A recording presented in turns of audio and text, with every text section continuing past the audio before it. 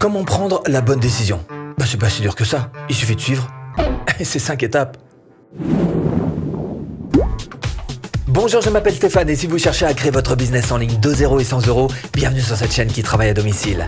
Abonnez-vous et cliquez sur cette petite clochette de notification qui vous permettra de ne rien louper.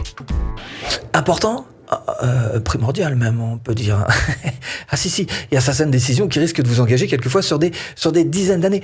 Une mauvaise décision, et c'est la ruine. La ruine du couple, la ruine de la carrière, la ruine d'une vie.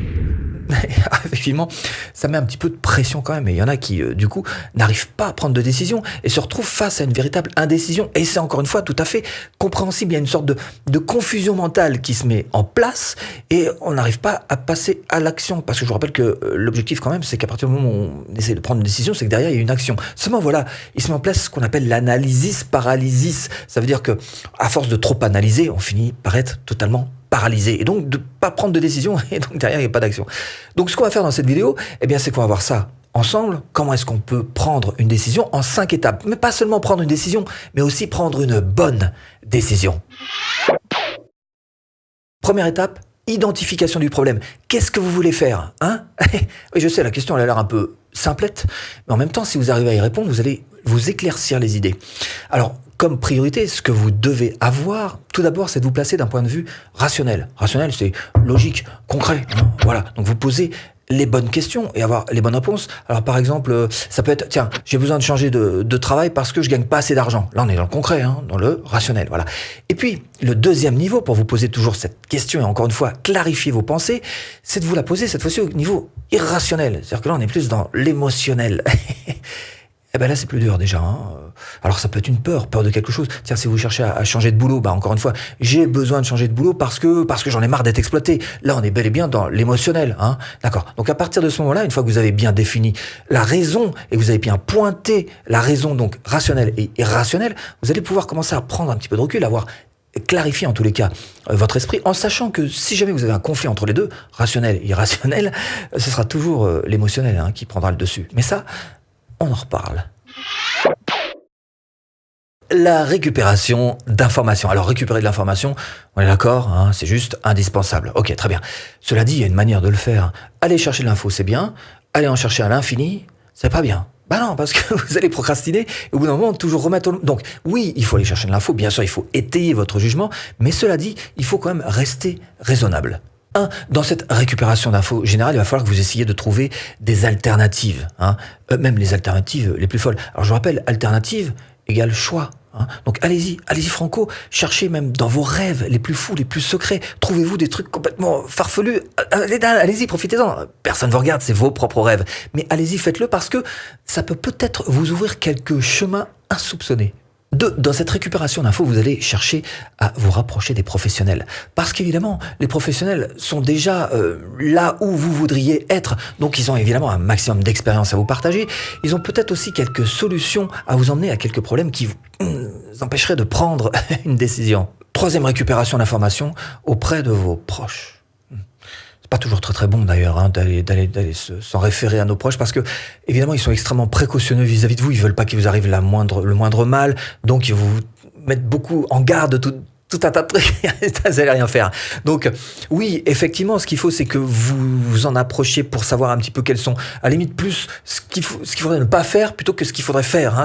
C'est en ça qu'ils vous êtes utiles, vos proches. Bon, bref, sachez que d'une manière générale, ce qui est le plus important, c'est non pas d'avoir beaucoup d'informations, mais plutôt d'avoir la bonne information. Alors si vous êtes submergé d'informations et que vous avez du mal à prendre votre décision à cause de ça, il faut faire le tri, voilà, tout simplement, pour ne garder que la crème de la bonne info.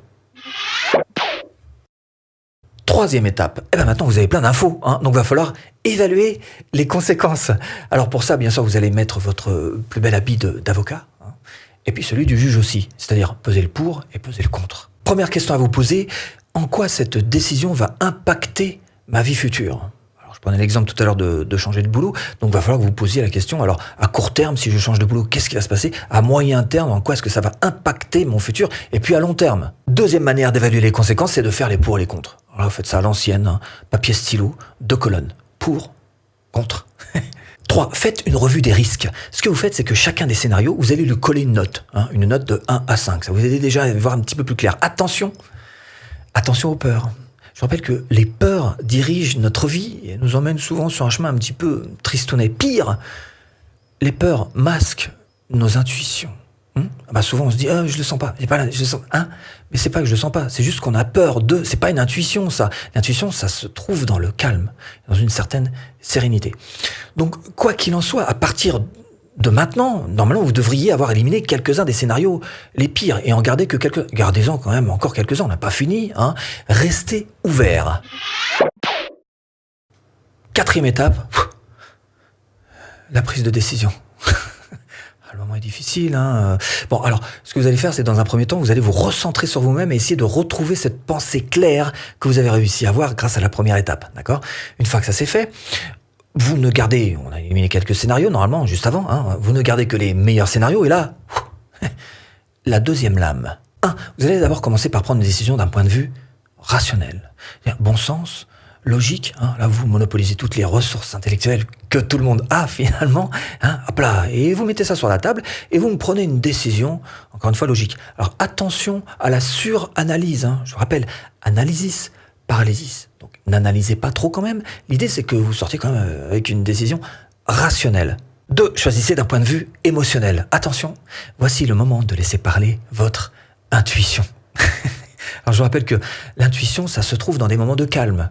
Calme extérieur, mais calme intérieur aussi. Évidemment, le moyen le plus simple de s'en rapprocher, c'est de pratiquer régulièrement la méditation. Voilà. Alors, attention aussi de ne pas mélanger, encore une fois, je vous le redis, je l'ai dit tout à l'heure, mais je vous le redis, ne pas mélanger les peurs et les intuitions. Ce sont deux choses qui sont radicalement différentes et seule l'expérience vous permettra de le faire. Quoi qu'il en soit, si vous n'en êtes pas jusque-là, penchez-vous sur vous-même et dites-vous...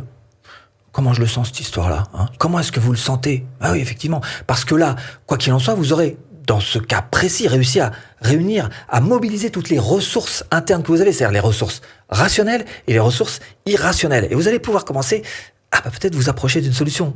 Quoi qu'il en soit, cette solution, ce sera votre. Et il faudra que ce soit absolument votre décision.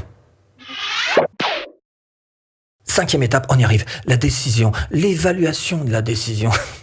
Alors 2 jokers qu'il faut absolument que vous ayez de votre côté. Le premier, c'est la confiance. Il faut que vous ayez confiance en vous. Il faut absolument que vous disiez que quoi qu'il arrive, de toute façon, vous saurez rebondir. 2e joker important, c'est d'avoir, sur le coude là, un plan B. Alors vous allez vous sentir plus confortable. Donc 2 jokers, avoir confiance en vous. Et 2, avoir un plan B. Parce que tout ce qu'on vient de faire ensemble dans cette vidéo, ces 5 étapes, ne sont qu'une méthode très rationnelle des choses. Mais peut-être que si vous vérifiez bien au fond de vous, regardez, peut-être que vous aviez, dès le début de cette vidéo, avant de passer par cette méthode, au fond de vous, un genre de sentiment, un truc là, une émotion. J'ai bien l'impression que nous sommes des êtres émotionnels et que l'émotion prendra toujours le dessus, quoi qu'il arrive. Alors faites quand même cette méthode, allez-y, n'hésitez pas. Ça va vous aider à être plus concret, peut-être à être plus, encore une fois, plus rationnel, bon sens, logique, ok, super. Mais peut-être que tout ça ne va vous servir qu'à vous auto-justifier ce sentiment que vous avez, cette envie que vous avez. Et si vous voulez absolument réussir, ce que vous pouvez faire, c'est être en parfait alignement avec vous-même. Qu'est-ce que ça veut dire ? Ça veut dire que si vos rêves vont dans une direction, si votre logique va toujours dans cette direction, et si vos sentiments vont aussi dans cette direction, vous serez parfaitement aligné avec vous-même. Et donc, il ne pourra absolument rien vous arriver. Par exemple, si vous cherchez à trouver un nouveau boulot, ou même avoir un complément de revenu, pourquoi pas, ce que vous pourriez faire, c'est lancer votre business en ligne de formation en ligne rentable. Et pour ça, formation offerte. Vous cliquez là. Bon, j'espère vous avoir un petit peu aiguillé dans cette botte de foin. Je vous dis à bientôt en vidéo.